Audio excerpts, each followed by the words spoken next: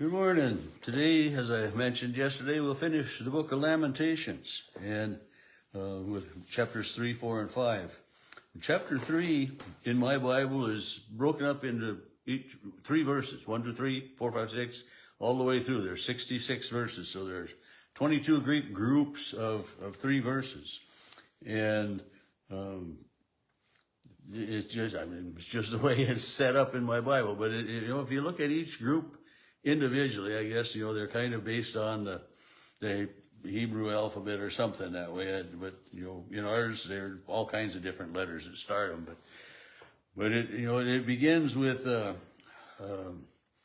sorrow of seeing Jerusalem fall and the personal distress that is brought out to the writer. I am the one who has seen affliction under the rod of God's wrath. He has driven me into darkness without any light. Against me alone, he turns his hand again and again all day long. It just, nothing's going right. And it's just, everything it's dark, it's bleak. He's made my flesh and my skin waste away and broken my bones. He's, here's more of that pain and agony, that just utter desperation that we felt yesterday. He has walled me about so that I cannot escape, in verse 7. He's heavily put chains on me, though I call and cry for help. He shuts out my prayer.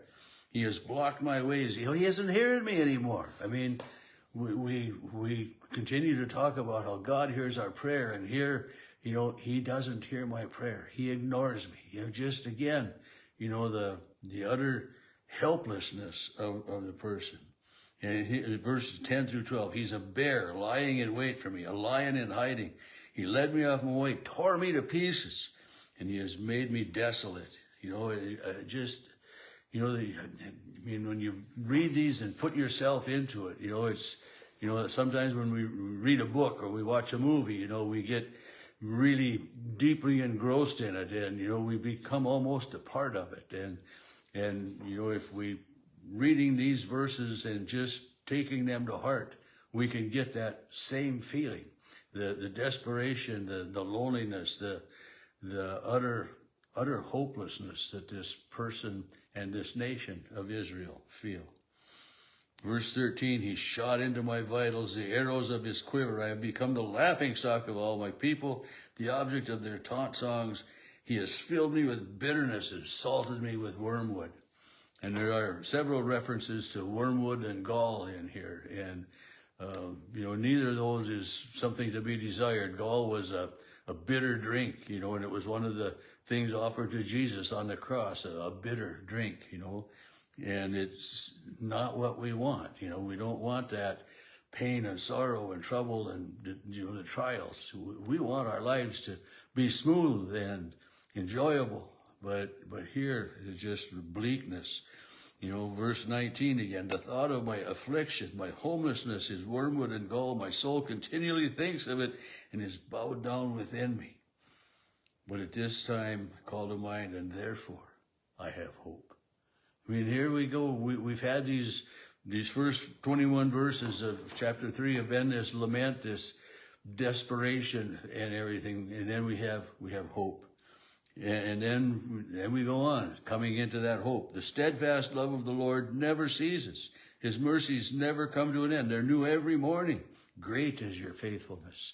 So in the depths of desolation, in the depths of despair, the promise is remembered. God's faithfulness is remembered. The Lord is my portion, therefore I will hope in him. The Lord is good to those who wait for him, to the soul that seeks him. Salvation of the Lord is good to hear and bear the yoke in silence. And verses 25 through 30 in mine, and now we get some that are, kind of being more in maybe 5 or 6 verses sectioned together. In verse 31, the Lord will not reject forever. Though he causes grief, he will have compassion according to the abundance of his steadfast love. He does not willingly afflict grief on anyone. And that's an important verse to know. God does not willingly afflict grief on anyone.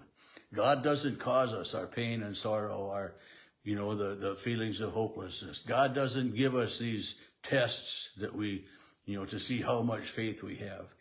God gives us the strength each and every day to get through the trials and everything of life. In verse 40, let us test and examine our ways and return to the Lord. Let us lift up our hearts as well as our hands to the God in heaven, for we have transgressed and rebelled. It isn't God that is wrong, it's us. We have done the wrong. We have rebelled.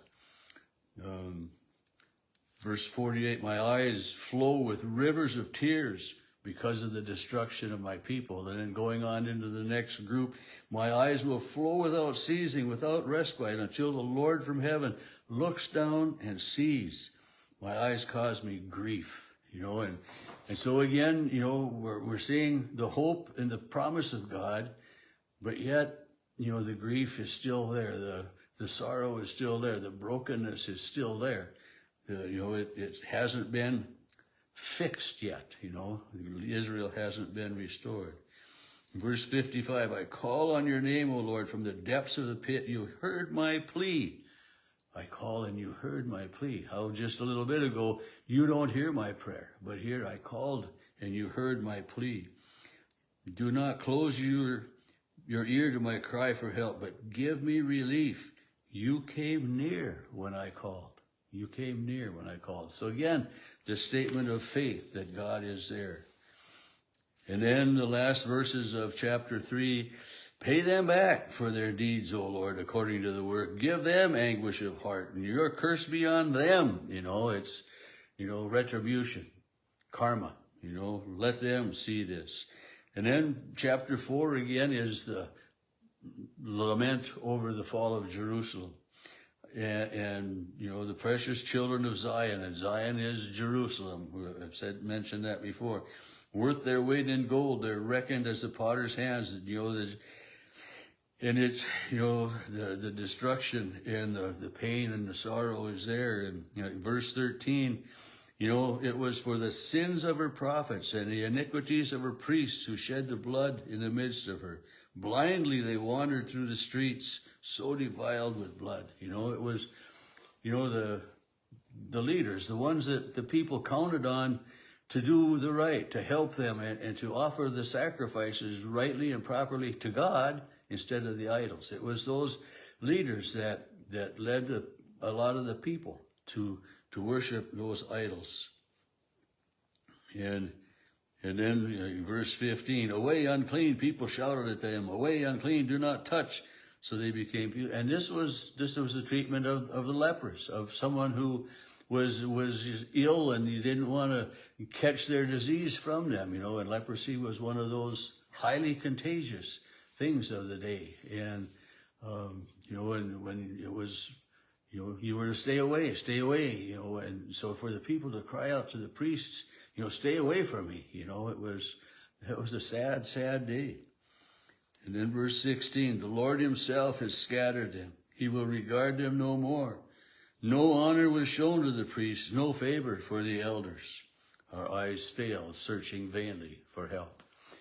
So here, the people that they were looking to for leadership were letting them down.